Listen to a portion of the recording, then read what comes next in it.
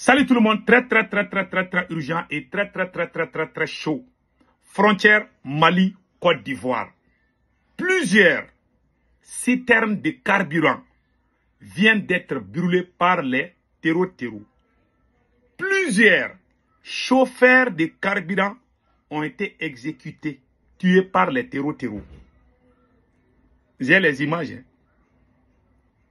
Ça fait aujourd'hui 22 septembre, pendant qu'on est en train de fêter la fête du 22 septembre, ils sont en train d'attaquer. Il y a eu une autre attaque aussi à San, dans la localité de San, non loin de Bamako. Il y a eu une attaque là-bas où on est allé tout brûler.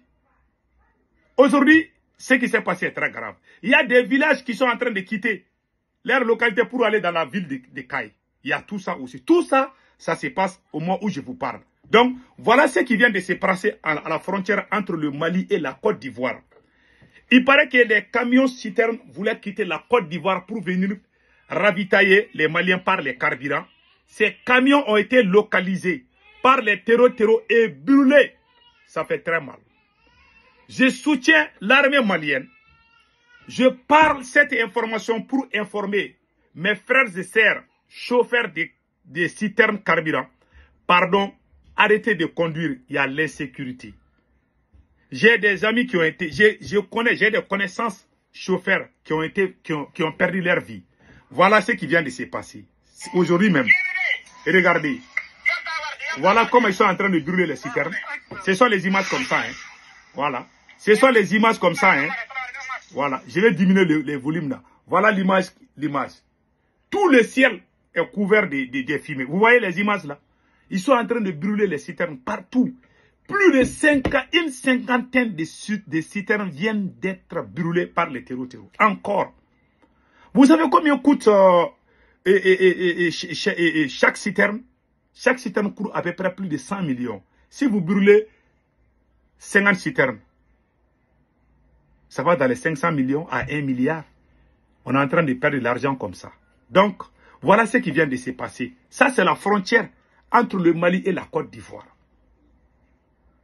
Que Dieu protège le Mali. Je dis et je le répète.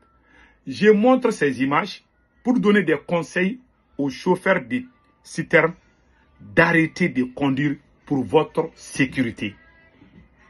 Je ne soutiens pas ces choses-là. Je suis très touché. Mais je dois vous montrer la vérité. Je ne dois pas venir vous dire que ça va et que quelqu'un d'autre prend. Un autre chauffeur va sortir, il va se faire capturer par les terreaux. Aujourd'hui, ils ont tué tellement de chauffeurs, c'est pas possible. Et regardez, j'ai une image d'un chauffeur que j'ai, voilà, qu'on m'a envoyé. Ce monsieur a perdu sa vie. Il est l'un des chauffeurs qui a perdu sa vie. Vers la route de Negela-Bamako. Negela-Bamako. Yeah. Pour lui, ça s'est passé sur la route Bamako et Kita. Lui, il a perdu sa vie là-bas. Il a été exécuté par les terreaux. Ses parents sont allés récupérer son corps aujourd'hui. Ils ne l'ont pas encore eu. Il y a beaucoup de citernes qui sont... Il y a des images que je ne peux pas montrer. Beaucoup de gens, ils sont en train... Actuellement là, les terreaux ne prennent plus les otages. Quand ils voient que tu es chauffeur de camion, ils te tuent. C'est ce qu'ils sont en train de faire actuellement. C'est quelque chose qui fait mal. Moi, ça me fait mal. Et je condamne avec la plus grande fermeté. Maintenant, voilà, ils sont assis à Bamako en train de fêter, je ne sais pas, le 22 septembre. Pendant que le pays est à feu et à sang. Et puis ça, c'est pas encore fini. Hein. Dans la localité de San aussi, San. Voilà, il y a une localité au Mali qu'on appelle San. Il y a eu des attaques terreau là-bas aussi. Voilà, je vais vous montrer ces images-là. Voilà les images que je vais vous montrer tout de suite. Voilà. Voici les images des San. Voilà les images des sangs. Vous voyez? Ils sont allés brûler la douane. Ça, c'est la douane qui est en fait comme ça. La douane des sangs. Vous voyez comment ils ont tout brûlé dans les bureaux, tout. Ils sont en train de tout brûler maintenant. Les armements qu'on a montrés aujourd'hui là, si on avait envoyé ces blindés là pour sécuriser les routes là, ça va sauver des vies. Et le Mali vient de dépenser 5 milliards pour la fête du 22 septembre. Voilà ce qu'on a appris. Plus de 5 milliards. Ces 5 milliards pouvaient aider l'armée malienne à sécuriser les carburants pour venir à Bamako. Parce qu'Assimi veut toujours laver son image. Lui, il veut toujours qu'on dise que ça va, il est fort. Il n'a que Bamako, hein. Il n'a aucun autre contrôle nulle part, si ce n'est que Bamako. Et puis, on est en train de faire ouvrir les gens sur les vrais problèmes. Ces chauffeurs qui sont en train de mourir là, parce que ils croient que Assimi peut les sécuriser. On les a dit qu'il faut qu'ils arrêtent. En tout cas, les syndicats des chauffeurs, vous voyez comment vos chauffeurs sont en train de mourir. C'est pour ça que moi, je félicite Diarra Transport. Diarra Transport a catégoriquement refusé.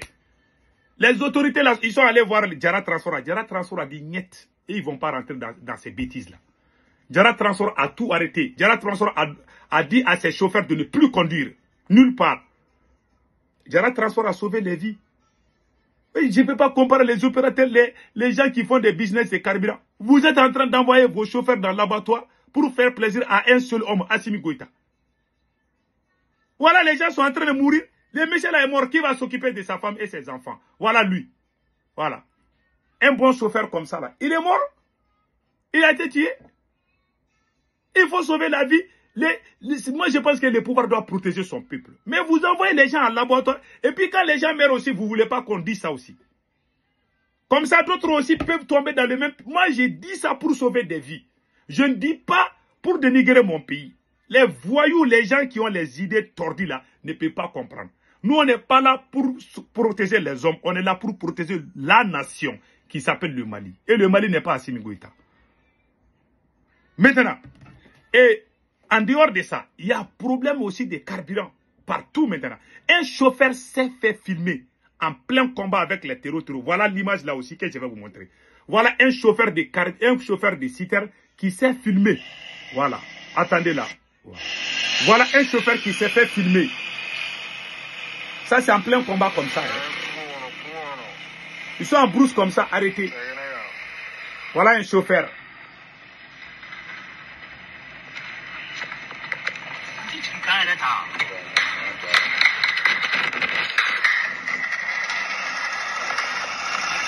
Ils sont en train de courir comme ça. Voilà. Ils sont en train de courir comme ça. Voilà.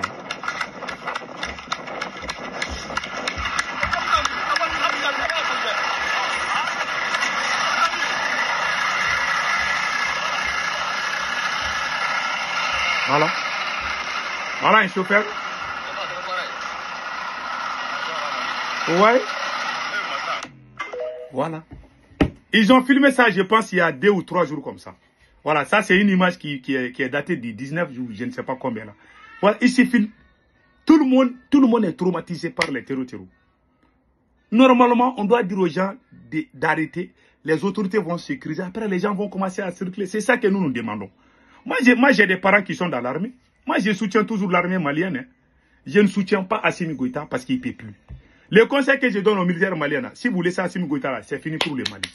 Allez-y chasser Assimi Goïta et commençons à unir le peuple malien pour qu'on puisse libérer le pays. Voilà ce qu'on nous dit.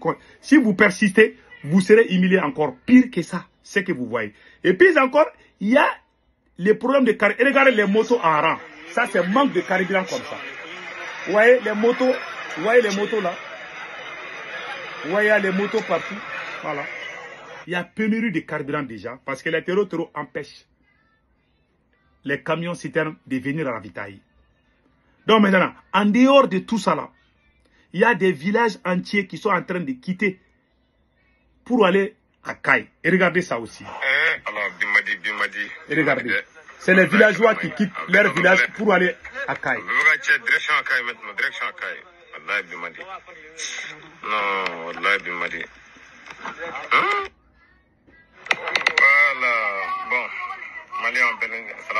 Voilà.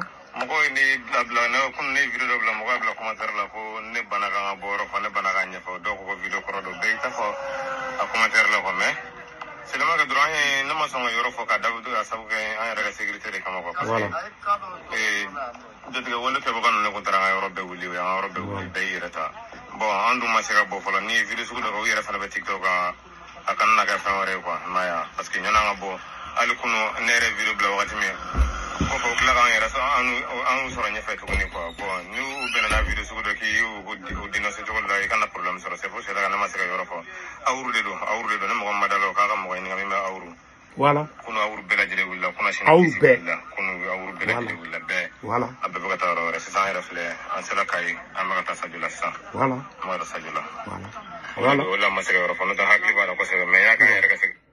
Ils disent qu'ils ont quitté, ils ont refusé parce que quand ils ont montré ça, il y a les propagandistes, des menteurs qui, soi-disant défenseurs de Assimi Goïta, sont sortis pour dire que non, que ça c'est ancienne image.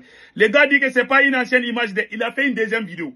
Parce qu'ils veulent casser la vérité aux gens, pendant que les gens sont en train de mourir et ils parlent.